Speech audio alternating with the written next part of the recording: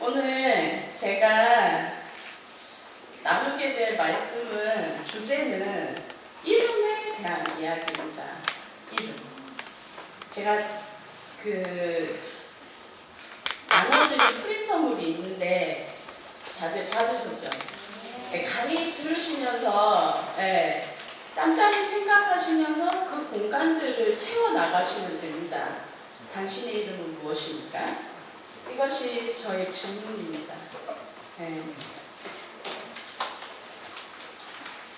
여러분 이름은 무엇입니까? 저는 안선명입니다. 제가 좀 철이 들고 난 뒤부터 안 했던 말이 있었어요. 집에서. 그게 뭐냐 하면 엄마 왜 우리는 안씨야? 내가 의사가 되겠다면 그래 너는 안 될 거야 안 의사 뭐 이런 이야기 하는 거야. 나 권사 되고 싶어요. 안돼 너는 권사 안 될 거야 안 선생이잖아 뭐 이렇게 이야기를 해서 내 이름에 대한 스트레스가 엄청 많았는 거예요.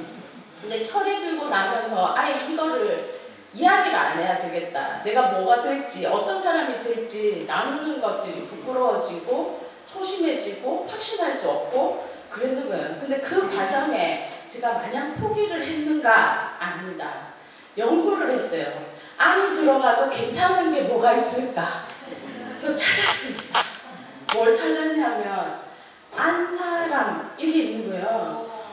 그러니까 안으로 시작돼도 부정적이지 않네. 그럼 나는 너 꿈이 뭐야? 라고 이야기하면 저 현모양처 될 거예요. 이렇게 이야기했어요. 근데 이 현모양처가 될 거야 라고 말하는 사람의 대부분은 어떤 사람이냐 하면 특별한 은혜가 없이는 현모양처 되기가 힘든 사람인 걸 제가 결혼하고 알았어요.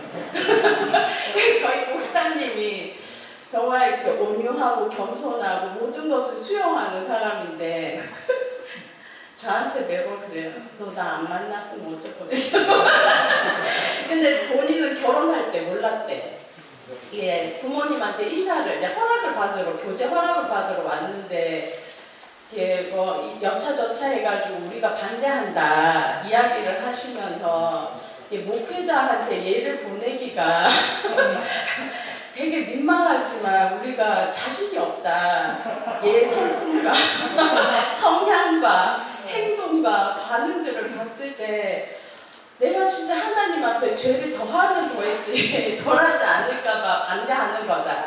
당신이 목회자라서라는 그 이유 안에 네가 목회자가 아니라 네가 목회자인데 얘가 목회자의 삶으로 살 수 있을까에 대한 부분들에 확신이 없기 때문에 반대하는 걸세라고 이야기를 하셨는 거예요. 우리 목사님 그때 몰랐대. 콩깍지가 끼어가지고 진짜 그냥 하시는 말씀인가 보다 반대하고 싶으셔서 하셨나 보다 했는데 실제였는 거예요. 그래서 하나님 이스라엘로 보내신 거예요. 일반 교회 하면 성도들하고 싸움 날까봐. 근데 이스라엘에 갔더니 우리 교수님들이 다 하시는 이야기가 너는 한국 사람 같지 않대.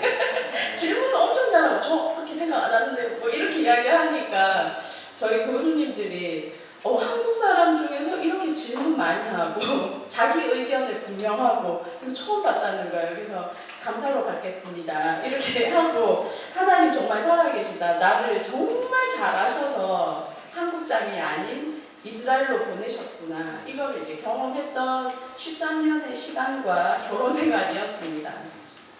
오늘 특별히 저는 이름이라는 주제로 나누고 싶은 마음이 있어요.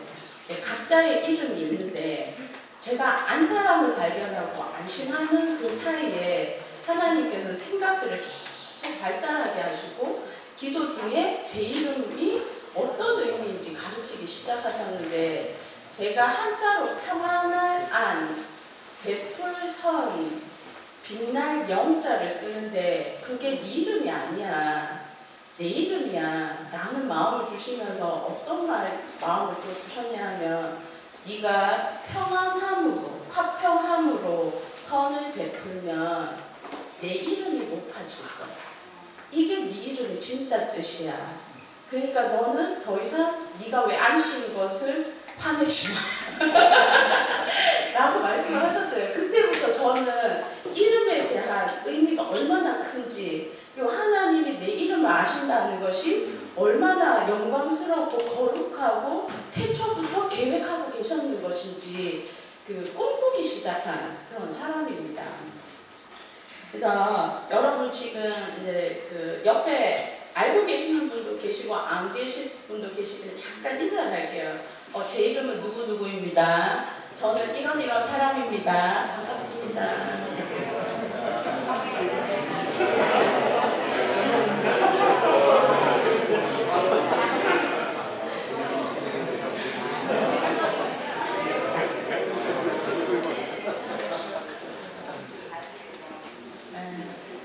네, 서로 통성명 하시고 인사하시고 약간의 의미도 짐작해 주시고 그런 시간들 보냈잖아요. 근데 되게 중요한 거는 우리가 키워드가 하나님일 때 그 의미가 있는 거예요. 키워드가 하나님이 아니고 직장이 되거나 자기의 높아짐이 되면 사실은 이 이름은 바벨탑과 같아요. 내가 유명해져야지, 내가 잘 나가야지, 내가 본이 되어야지. 이런 이제 카테고리 안에 갇혀서 착한 일을 하는 듯 하지만 하나님과 무관한 그런 일들이 있었어요. 제가 고등학교를 입학하려고 하던 그 겨울방학에 예수님을 깊이 만났어요. 저는 진짜 절대로 예수님 안 믿는다. 자기 백성 돌보지 않는 저희 엄마가 예수님 믿고 아빠랑 결혼하면서 핍박이 엄청 심했거든요. 근데 우리 엄마 아빠는 이번에도 승리해서 호호 이러면서 밖에서 막 하여튼 구박을 다 받으시는 것을 보고 자라면서 저는 이런 하나님이면 살아 계셔도 안 믿겠습니다.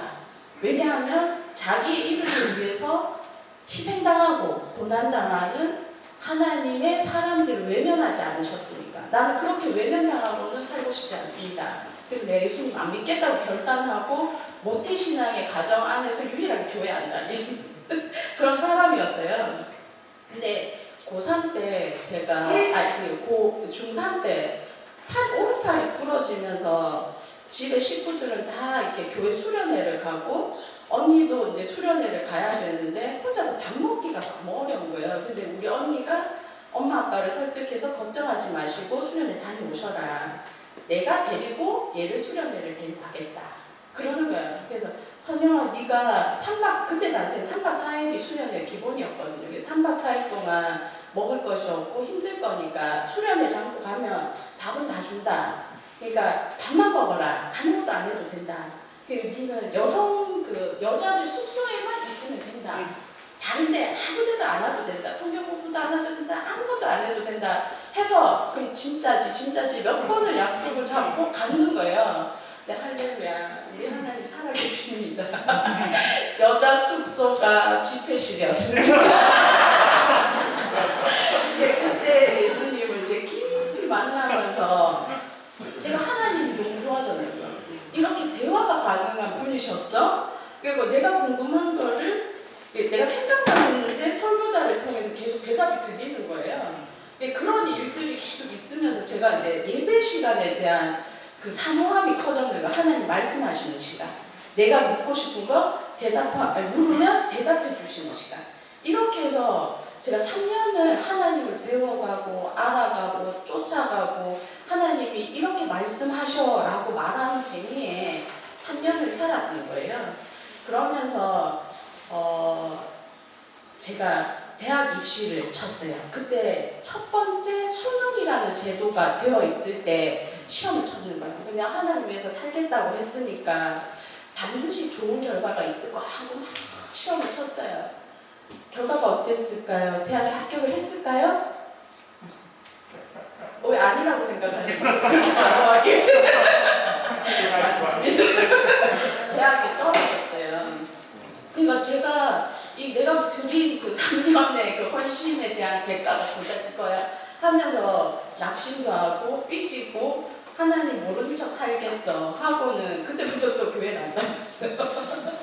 이 초신자의 신앙이 뜨겁다 차갑다 하잖아요. 이게 전형적인 케이스인데 제가 예수님을 그때 다시 점검하면서 내가 쫓았던 게 하나님인가 하나님의 그냥 주변 것들인가 그것들을 점검하는 시간이었는데 다시 다시 이제 수능을 치고 이 시간들을 보내는데 서울에서 친구가 전화가 왔는 거예요.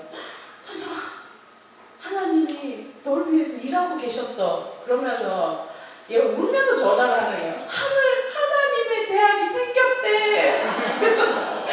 너 여기 지원해. 신학교 아니야? 너무 촌스럽다. 나 그러지 않았다고. 막 그랬거든요. 근데 그 전화를 끊고 하나님의 대학 이게 막 머리야 막 계속 도는 거예요. 그래서 제가 또 그때 그 당시에 조금 자존심 있었나 봐 하나님한테. 그래서 서점에 가는데 사람들이 제일 없는 시간에 정말 니고데모의 심정으로 가서 아줌마한테 물었어요. 혹시 하나님의 대학에 올 수 있어요? 뭐 이렇게. 하나님의 대학 원서 있냐고요. 그랬더니 그게 없다는 거예요. 갑자기 마음에 막 간절함이 생기는 거예요. 나 위해서 학교 만들었다니 그 뻥이었어. 뭐 이런 거. 하나님의 대학이 없대요. 나 하나님의 대학 그거 가고 싶은데. 막 이런 마음이 막 생기는 거예요. 그런 데가 없는데 그 한마디 때문에. 저는 그 과정을 어떻게 설명해야 될지 모르겠는데 그런 일들이 있었어요. 근데 아줌마한테 제가 포기하지 않고 한 번 더 물었어요. 새로 생기는 대학이 있대요. 혹시 아직 원서가 도착을 안 했나요?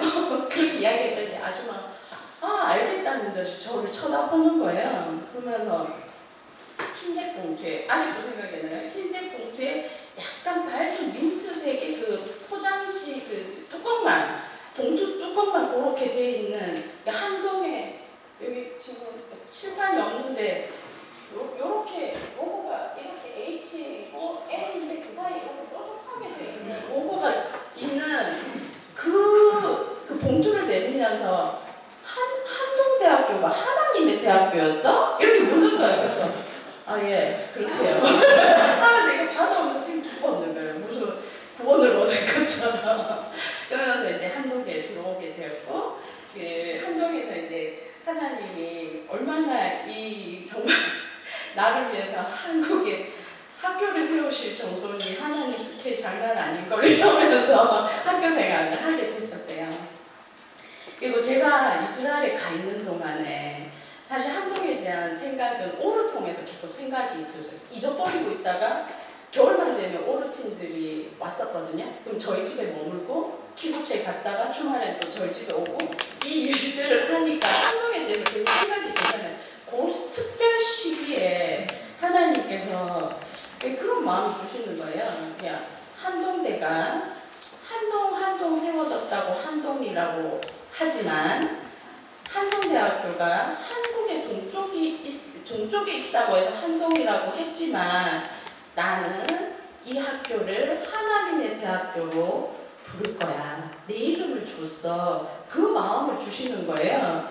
그러면서 한동이 진짜 하나님의 대학교 되면 너무 좋겠다. 그리고 막 이게 저는 이게 조금 그 확신한 바에 더하면 어떤 일을 하냐면 막 막 써붙이고 막 이렇게 누구라도 보게 막 화장실 그 남자들 제일 시선 잘 닿는 데 있잖아요. 거기 여자들 앉으면 제일 시선 잘 닿는 데 막 하나님은 한동대학 하나님의 대학교라고 하나님 하신다 뭐 이런 이야기를 막 적어놓고 그때 시즌에 막 그랬었거든요. 그 이야기를 하는데 제가 작년에 한국에 들어와서 이 한동대 이 입구를 쫙 들어오는데 돌판을 새기셨어요. 한동이 하나님의 대학교라는 거를.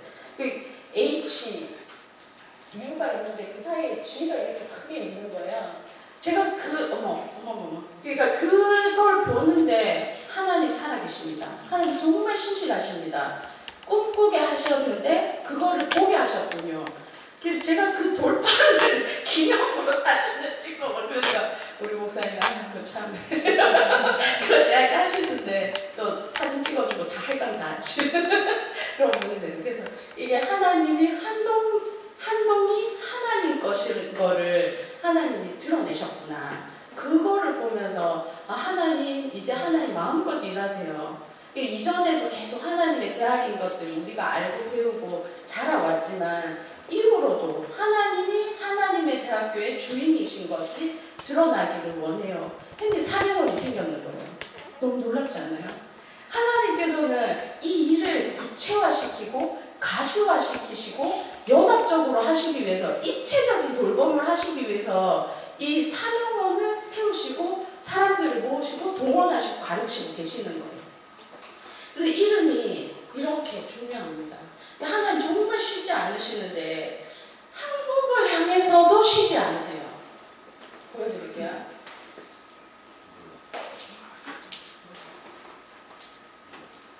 네, 한국을 위해서도 쉬지 않으시는데, 이스라엘이 저기고 한국이 여기예요. 근데 제가 한국에서 왔어요 라고 이야기하면은 하나님 뭐라고 불렀어? 이렇게 물어요. 근데 음가가 똑같아. 히브리어 음가랑 코레아가 똑같아요. 그래서 이 사람들이 저한테 묻는 거예요. 그래서 하나님이 뭐라고 부르셨어? 누구를 부르셨어? 이러는 거. 내가 한국에서 왔다는데 왜 자꾸 이렇게 이야기하지? 제가 좀 의아했었어요. 근데 음가가 그렇더라고요. 코레아가 하나님이 부르셨어 라는 말이라는 거예요. 그래서 제가 히브리어를 배워가면서 엉뚱하긴 하지만 숨겨진 보석 같은 이런 호칭들이 있지 않을까 고민을 많이 했는 거예요. 제가 있던 데가 어느 나라였을까요? 이스라엘이었어요. 그럼 이스라엘도 이름이 있을 거 아니에요. 그래서 제가 창세기 32장을 보면서 이스라엘은 하나님과 겨루 이긴 민족이구나. 그래서 열방이 욕도 하지만 계속 싸우니까 욕도 하지만 근성도 있고 도전정신도 있고 그리고 그렇구나 라고 생각을 했었어요. 근데 사실 이 준비를 하면서 하나님 주셨던 마음은 설마 네가 뭔가 크게 오해한 것 같아 라는 마음이 좀 들었어요. 하나님께서는 혹시 그 성경을 가지고 계신 분이 계시면 한 분이 좀 읽어주시면 좋겠는데 창세기 32장 28절을 크게 한번 읽어주세요. 네. 저랑 눈 마주치고 뒤로 돌아보시는 검정색 티 마스크 흰색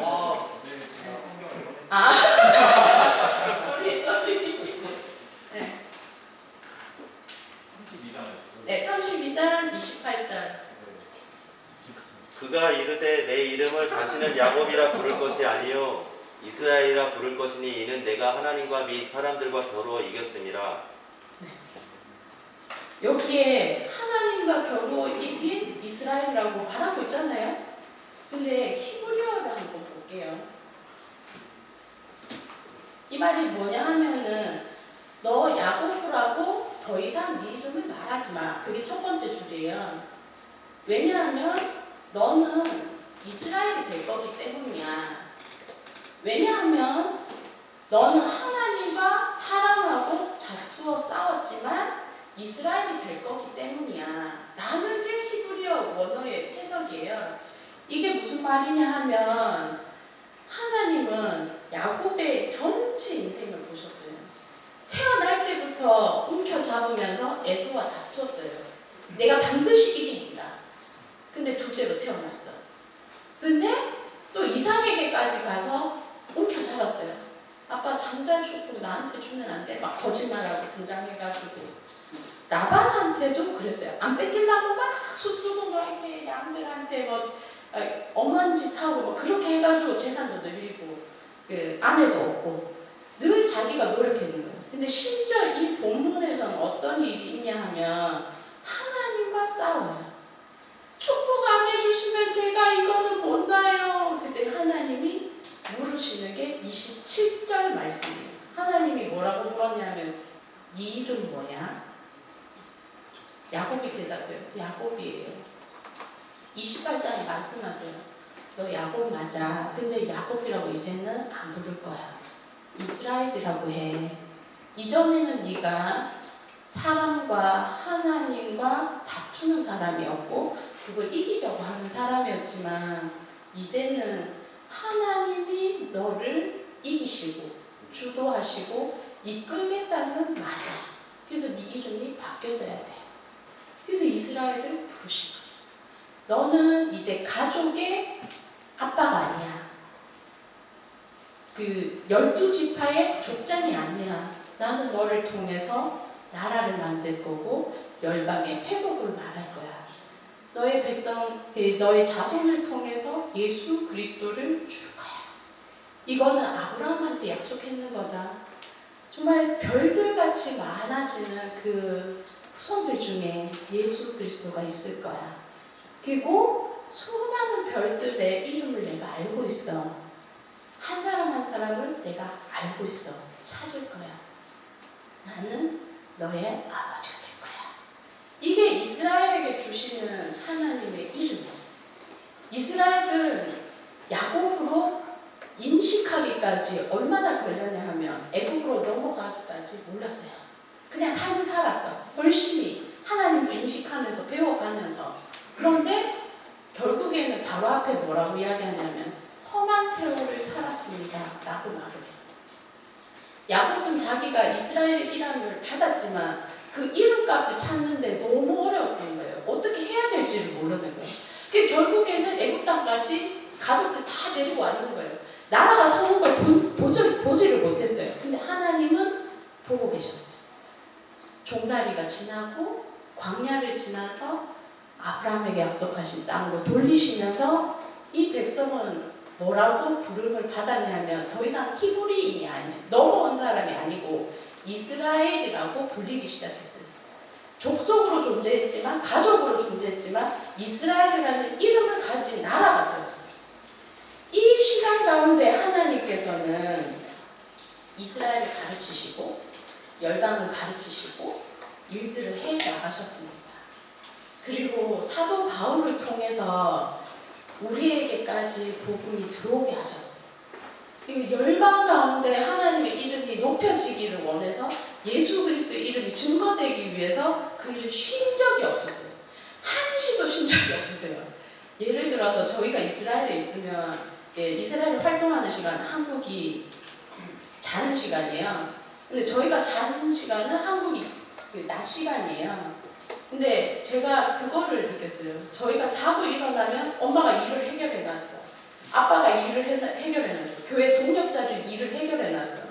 근데 저는 자는 시간에 하나님 그 마음들을 주셔서 그 일들을 하신 거예요. 그리고 그게 하나님으로부터 시작된 것을 끊임없이 말씀하셨는 거예요. 그래서 저희가 제가 이제 막 하나님에 대한 믿음이 좋아서가 아니라 정말 하나님이 하셨기 때문에 인정할 수밖에 없는 일들을 하나님이 평생에 이루고 계셨었어요. 그래서 그 시간들을 저한테 이스라엘에 주시면서 보내게 되었습니다. 그러면 저희가 만난 이스라엘 사람들도 이제는 하나님이 이기시도 이게 이스라엘을 생각할 때 여러분들이 가지셔야 되는 기도의 제목이자 그리고 불려진 이름에 참드신 것을 아셔야 돼요. 저희는 저희 목사님이 모교회 출신 목회자였어요. 그래서 그 담임 목사님이 이 청년을 반드시 키워야 되겠다는 의지와 장기적인 계획을 가지고 3년을 설득을 하셨어요. 유학 가라. 네, 못 갑니다. 그 씨름들을 하고 있었는데 저희가 결혼을 하고 교통사고가 크게 한 번 났었어요. 그러면서 막 차가 폐차가 되고 저희 큰애가 그때가 이제 7개월, 8개월 때인데 차창으로 막 튕겨져 나가고 이런 상황들을 겪었는 거예요. 근데 그 놀라운 상황에서 저희가 병원에 가서 들었던 말은 뭐였냐 하면 애가 침대에서 떨어졌다고요? 그게 의사가 하는 말이었어요. 애가 너무 멀쩡하다는 거예요. 아니 차 밖으로 튕겨나갔다고요. 그랬더니 침대에서 떨어졌다고 이해를 못 하시는 거예요. 너무 경미해서. 그리고 애가 이렇게 쫙 가는 걸 제가 이제 슬로우 모션을 이렇게 보는데 저희도 이제 차가 이렇게 붕 떨어지고 있는 그 상황을 보는데 그걸 본 사람이 또 한 사람이 더 있어요. 119 장난 전화로 출동했던 운전자가 저희 사고 나는 길 건너편 사거리에서 저희가 이렇게 붕 뜨는 걸 본 거예요. 그래서 저희를 바로 픽업을 해가지고 병원에 갈 수 있었거든요. 이런저런 상황들, 그 안에 또 간증들이 되게 많았었어요. 저희 차가 떨어진 그 위치가 편의점 앞이었는데 그 편의점이 내한테 덮여지는구나 라고 했는데 그걸 보호하시는 분도 간증이 생기고 뭐 이 간증자들이 되게 많았어요. 목격자들이. 근데 그 시간들을 보내면서 저희가 그때 그 가정 예배를 드렸었어요. 이렇게 병원에서 입원하고 있으면서 혹시 모를 검사들을 다 해야 된다 해가지고 차는 폐차됐으니까 기도하면서 하나님 우리 가족 전체를 하나님이 살리신 것을 우리가 인정합니다. 오늘부터 첫날 그래서 첫날부터 하나님께서 하자 하시는데 우리가 살겠습니다 했는데 이 소식을 듣고 저희 담임 목사님이 한 걸음에 달려오셨는 거예요. 그래서 울면서 막 기도해 주시면서 예배 다 끝나고 난데 유학 가라. 엄청 질주하시거든요. 근데 이번에는 미국 가라 안 하시고 이스라엘 가라 그러셨는 거예요. 그래서 저희가 예 그렇게 하겠습니다 해서 목사님이 너무 좋으셨어요. 이렇게 쉽게 이해할 리가 없는데 예라고 하니까 그래서 이제 준비를 하고 실제로 이제 이스라엘 학교도 알아보고 이런 과정 가운데 목사님 근데 너희들 왜 이스라엘로 가? 이렇게 이야기를 하시면 아니 목사님 그때 예배 드리고 기도하시면서 이스라엘로 가라 하셔가지고 우리 예했는 건데요. 그래서 우리 이스라엘로 정한 건데요. 뭐 이랬는 거예요. 근데 그것도 하나님이 사용하십니다. 목사님 기억을 못해요. 할렐루야. 성령님께서 하게 하신 말인 거예요. 성령님께서 그 타임에 우리에게 그 말을 받게 하셨는 거예요. 그래서 저희가 이스라엘에 가게 됐고 유학을 3년을 빡시게 끝내고 이제 돌아올 생각으로 공부하던 중 저희가 이스라엘이 선교지라는 거를 남편 목사님 통해서 너무 하나님 분명하게 이야기해주고 저는 사실 오르라서 이스라엘에 대한 각별한 마음은 있었지만 장기적으로 살 마음은 없었어요. 너무 불편해. 아무것도 없어. 진짜 광야예요. 물 줘야지 이거 씨앗이 약간 나오는 그걸 보고 막 그 사람들 되게 감사하는 거를 한국 가보면 기절하겠다 이런 생각하면서 살았던 사람이라서 3년 이상을 있을 수도 있다는 생각이 들어서 제가 되게 반대했었어요. 막 그러면 자기 정말 정확해? 그래서 지금 당장 그냥 뜨거운 마음 때문에 그런 게 아니야. 점검해야 돼. 막 외적 내적 뭐 확신을 가지고 점검해야 돼 했는데 정말 점검하기 시작했어요. 근데 하나님 더 분명하게 더 구체적으로 말씀하시는데 이 이사야서 58장의 말씀을 가지고 나는 너희들이 이렇게 될 거를 꿈꾸고 있어. 너희는 물된 동산 같이 되고 네게서 날짜들이 이 땅을 보수할 거야. 이 말씀을 주시면서 그 말씀에 꽂혀가지고 저희가 이제 묵상하기 시작했어요. 그러면 하나님 저희가 뭘 하면 좋을까요? 그래서 몇 년을 지내고 난 뒤에 저희가 카테고리를 분류를 했어요. 분류를 해보니까 물길 프로젝트, 비밀 프로젝트, 후에 이제 보물 프로젝트 이 세 카테고리로 우리가 사역을 하고 있다는 것을 발견이 됐어요. 물길은 뭐냐 하면 저희가 이제 유학생으로 왔으니까 선교사님들이 되고 싶어서 오시는 분도 어차피 학생으로 있는 거예요. 그 커뮤니티가 생겼는데 사모님들은 학비가 비싸니까 언어를 배우실 기회가 없는 거예요. 그래서 사역자로 오신 분들한테 히브리어를 가르쳐주자. 그리고 그 자녀들을 어린이집에 보낼 수가 없는 거예요. 돈이 너무 비싸서. 그러면 우리가 어린이집을 운영해서 말씀의 집으로 아이들 양육하도록 하자. 그리고 그런 부분들에 있어서 사역자들과 사역자들 간의 골이 너무 깊었어요. 기도 사역자는 나는 기도 사역하니까 전도 안 해. 전도하는 사람들은 전도하니까 기도 사역자들은 그냥 반만 지키고 있고 이렇게 이제 싸움이 있는 묘한 싸움이 있는 시간에 하나님께서는 이 두 그룹을 묶게 하시는 그 역할들을 하셨는 거예요. 그래서 이 물길 프로젝트는 저희 신랑을 통해서 하나님 일하기 시작하셨고 저희가 이제 그렇게 이제 양육받고 예배드리고 전도로 나가면 사람들하고 만나면서 이 사람들이 반응하고 질문하는 내용들을 가지고 저희가 사역으로는 복음을 전할 수 없다는 것을 알게 됐어요. 홀로코스트를 지내면서 죄의 삭시 사망이 아니어도 사망에 이른다는 걸 경험한 사람들은 죄의 삭시 사망이라는 거는 너무한 말인 거예요. 도저히 믿고 싶지 않은 말이고 복음이 아닌 거예요. 기쁘지가 않은 거예요. 그걸 알게 되면서 하나님 어떻게 해야지 하나님이 좋으신 분이고 좋으신 아버지고 정말 후회 주시고 꾸짖지 않은 아버지신 것을 알 수 있을까요? 해서 이제 전도지를 제작을 하고 전도 스토리로 개발하고 질의응답식의 그 책자들을 만들기 시작하면서 저희가 이제 비밀 프로젝트가 직접 전도와 전도지 제작과 양육으로 이렇게 사역이 되어졌어요. 근데 감사하게 저에게 병이 있었어요. 평생에 앓고 있던 병이라서 제가 인지를 못했어요. 하혈이 느리어. 피곤하면 피가 나. 그래서 이게 일상이었기 때문에 전혀 몰랐었거든요. 근데 어느 날부터 계속 쓰러지기 시작하고 의식을 잃기 시작했는데 한 걸음을 나갈 수가 없는 상황에 하나님이 손으로 하게 하는 전도에 대해서 말씀하셨어요. 그래서 저희가 손으로 할 수 있는 게 뭐지 고민을 했을 때 제가 그때 숟가락도 못 들었거든요. 바늘을 들 수 있었어요. 그래서 바느질 하는 걸로 전도하자. 그러면 바느질만 하는 게 아니라 반드시 전도가 들어가야 되니까 아이템별로 말씀을 집어넣자. 주가 우리 아버지신 것을 집어넣자 하면서 시작된 사역이 보물 사역이에요. 네, 이게 이제 그 내용인데 이게 저희 로고예요. 보물의 로고인데 이스라엘에서 히브리어로 도무리 도자는 뭐냐 하면 그 안에라는 전치사예요. 예, 주님 안에 물은 심판주 하나님 앞이라는 굉장히 독특한 성경적인 단어인데 이 두 단어가 저한테는 그때 키워드였어요. 하나님, 내가 주 안에 살겠습니다. 하나님을 마주할 때까지 그렇게 살겠습니다. 그렇게 살게 해주세요. 1시간이 되어도 한순간이 되어도 그렇게 살다가 엄마가 죽었다고 우리 아이들이 증언했으면 좋겠어요. 그게 제 기도 제목이었어요.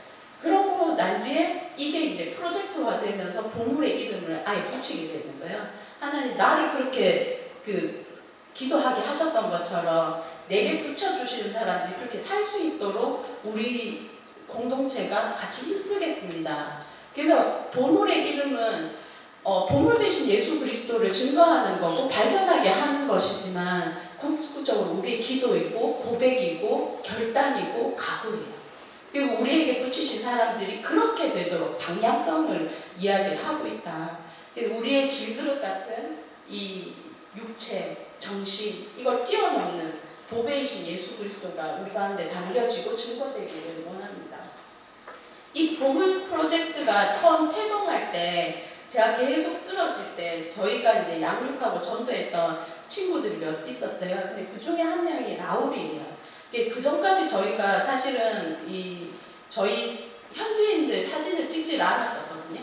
왜냐하면 이게 홍보거리가 된다라고 생각을 했기 때문에 사진이 없었는데 그 이후로 이 라우리 사건을 통해서 저희가 사진을 찍기 시작했어요. 어떤 일이 있었냐면 이 친구는 난민이었는데 정말 목숨 걸고 아프리카에서 넘어온 거예요. 그래서 목숨으로 이 복음에 반응했어요. 무슬림 가운데 내가 죽임 나갈 수 있겠구나. 그런데 내가 예수님이 정말이야 라고 고백하면서 이 친구가 예수님을 믿게 됐는데 이스라엘 정책상 난민 추방하는 그 시간들이 있었는데 이 친구가 사라진 거예요. 근데 쓰러지는 가운데 이 친구를 찾아다니기 위해서 막 레퓨지를 다니고 막 그랬었어요. 근데 하나님이 남편은 그때 야 이제 그만하자 우리가 할 만큼 했지 않냐.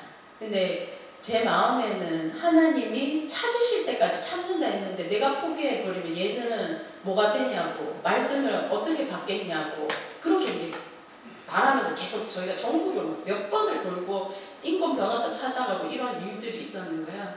근데 결국 이 친구를 못 찾았어요. 근데 하나님께서 말씀하셨어요. 선영아, 니는 네 눈에 보는 걸 왜 그렇게 중요하게 생각하냐고. 근데 나는 관심이 그게 아니고 요한복음 말씀으로 마지막 때에 살리는 게 내 뜻이야. 너는 여기까지. 그러면서 이 지금 친구가 하는 행동들을 나한테 보여주시는데 영화처럼 진짜 봤어요. 진짜 이것처럼 저 끝에 앉아서 얘가 기도하고 말씀을 보는 거예요. 근데 많은 사람들이 오가는데 얘는 믿음을 잃지 않았는 거예요. 하나님 어떤 분이신지 아는 거예요. 그러면서 제가 이때 그럼 나는 치료받으러 한국으로 오겠습니다 해서 응급해서 왔는데 정말 제 상황이 급박했던 거예요. 병원에서 검사하러 오자마자 그 다음날 병원에 갔는데 바로 수혈이 들어가고 급사안하게 기적이다. 왜 이렇게까지 하셨냐 해서 한 15일을 수혈을 받고 난 뒤에 수술을 해서 자궁을 드러내는 그 수술을 했었어요. 그러고 난 뒤에 하나님 다시 한번 이 손으로 하게 되는 전도에 대해서 이야기를 하는데 그때 제 마음에 어떤 마음이 있었냐면 하나님 나 데리고 가시지. 라울이 볼 수 있게. 뭐 이런 게 되게 많았었는 거예요. 근데 전영진이라고 고학번 있어요. 저희가 가깝게 지냈거든요. 걔가 이제 찾아왔어요. 언니 지금 죽었으면 상급 없지. 이렇게 하는데 또 제가 상욕심 있는 사람이라 그래? 나 그 받고 싶어. 그리고 그 받은 면류관을 하나님께 올리고 싶어. 그게 내 목표가 되어버리는 거예요. 그러면서 이 보물사역이 시작을 했고 아담과 홀로코스트 생존자 도라 이 많은 사람들이 있었지만 나탈리 이분들이 하나같이 이야기하고 있는 건 뭐냐면 너희가 사랑을 베풀었지만 나는 생명으로 받았다. 왜냐하면 그 사랑은 생명 없이 되어진 게 아니기 때문에. 그래서 하나님 도라 아줌마한테 제가 이제 한글로 이름을 도라라고 적어주면서 네가 하나님께 돌아오라고 도라야. 근데 이분이 아멘으로 받으셨고요. 저희 마지막 태신자세요. 저희가 나오기 직전에 예수님 믿고 구원 받으신 분이세요. 그래서 이 상황들을 저희한테 하나님께서 보이게 하시고 듣게 하시고 이 삶들을 계속 이어가게 하셨거든요. 네. 그리고 첫 번째 친구는 사실은 촉법소년들이 케어받는 기관에 있던 친구예요. 아빠의 가정폭력이 너무 심해서 알코올 중독, 엄마는. 그래서 이 친구 보호받을 데가 없었는데 그래서 아빠를 패고 정말 상해를 심하게 입혀서 그 감옥에 가지 못하고 이쪽에 왔는데 굉장히 소심한 친구였어요. 근데 이름이 뭐냐면 리오르예요. 이 말은 히브리어로 뭐냐면 내 속에 빛이 있어. 이스라엘은 빛이 하나님이시거든요.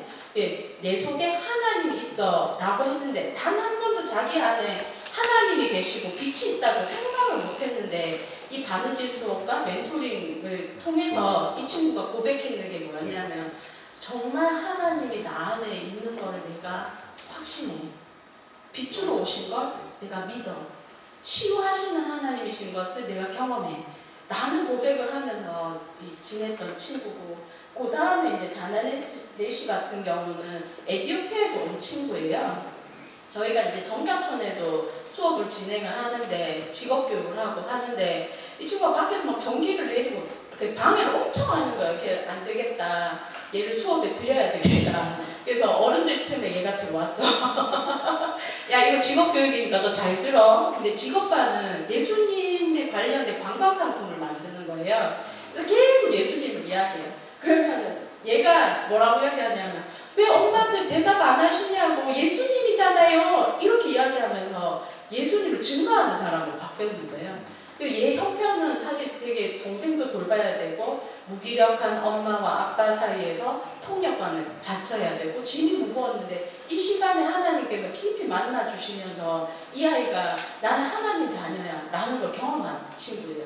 세 번째 친구가 뭐냐면 여기가 이제 되게 핵심되는 내용이에요.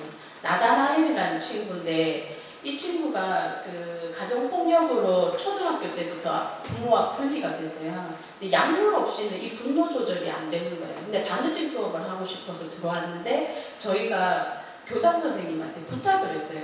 약을 먹으니까 애들이 기운이 없어서 재봉틀을 할 때 손 다칠 수 있다. 그래서 얘들 약을 안 먹고 수업에 참석할 수 있도록 시험을 좀 해다오. 그랬는데 학교에서 절대로 안 된다는 거예요. 너무 안전상의 문제로 안 된다고. 근데 사정해서 딱 한 번만, 딱 2주만, 딱 3주만 한번 해보자 했는데 이 친구가 잘 해냈는 거예요. 근데 실제로 이 학교에서 졸업생들은 약물 없이는 살 수 없는 아이들이에요. 근데 이 친구가 유일하게 약물 없이 수업이 진행이 되고 생활이 진행이 되면서 학교 시스템이 바뀌기 시작했어요.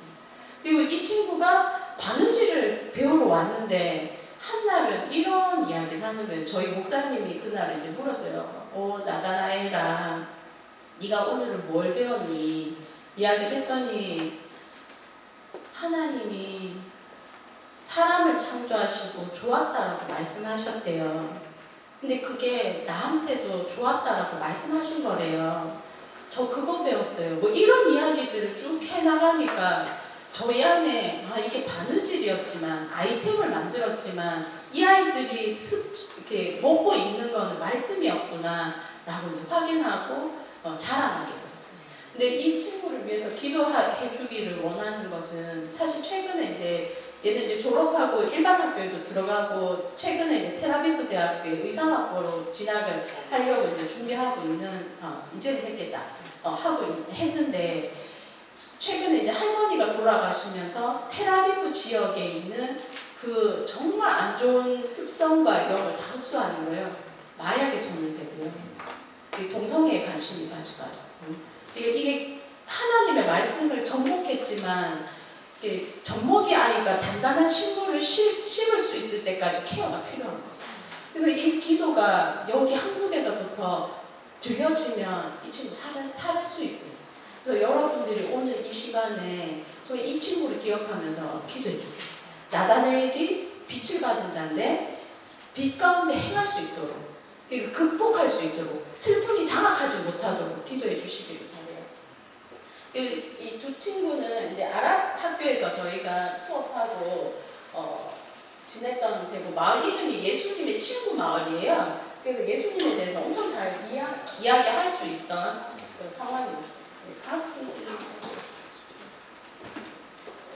하나님께서는 실질적으로 이름을 부르시고 재해석하시고 다시 우리를 부르세요.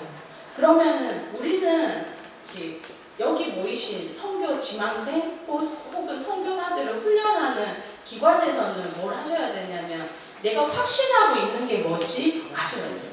확신하고 배우고 확신한 바에 우리가 거래해야 돼요. 그게 우리가 먼저예요. 그래서 우리는 하나님 어떻게 생각하고 있지? 하나님의 이름을 어떻게 불려드리고 싶어 하지? 하는 것들에 대한 분명한 정체성이 없으면 다 무너져요. 다 섞이고 왜곡되고 변질돼요. 그러고 난 다음에 뭘 하셔야 되냐면 배우고 확신한 바에 거할 뿐 아니라 가르쳐서 지키게 해야 돼요. 힘써서 온 힘과 온 정성과 뜻과 모든 것을 다해서 생명을 다해서 하나님 쫓아갈 수 있도록 그렇게 가르치셔야 돼요. 물된 동산의 이 비전은 단지 우리 가정에 주신 비전이 아니라고 생각해요. 한동대가 꿈꿨을 때 이 비전을 꿈꿨었어요. 그래서 제가 보수할 자가 된 거예요.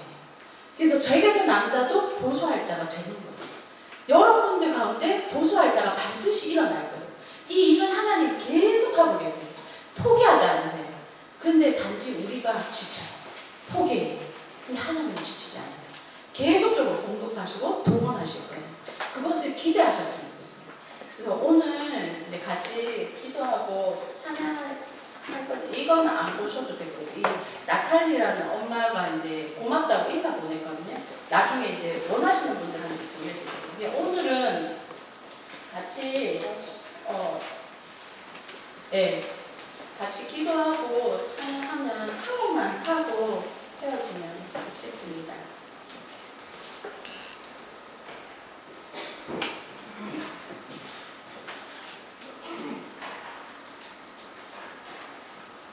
제가 이제 최근에 들은 찬양인데 이 가사가 정말 하나님 그러시다. 정말 하나님 선하시다. 하나님 정말이시네. 이 마음이 너무 많이 들어서 같이 불렀으면 좋겠습니다.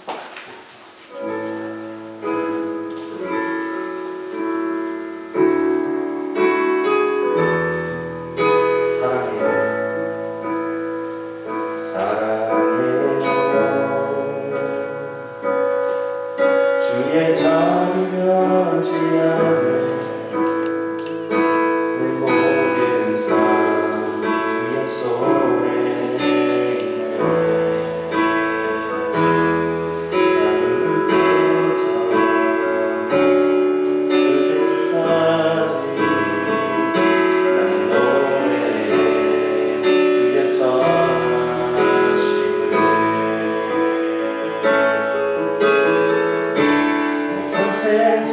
진실하신 주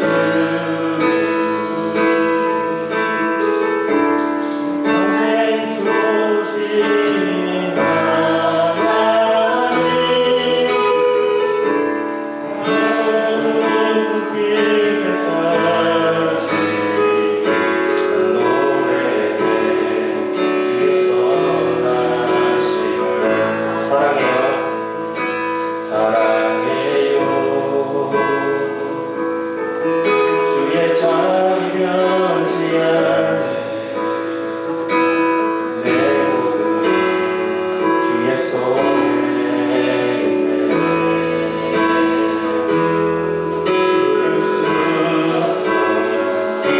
잠들 때까지 난 노래해 주의 선하심을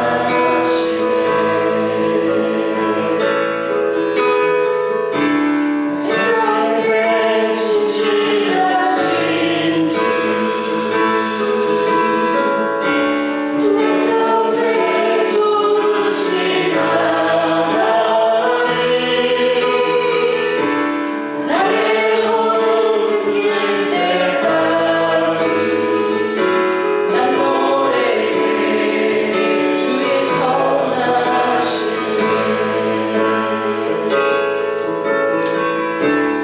내 평생 신실하신 주 내 평생 좋으신 하나님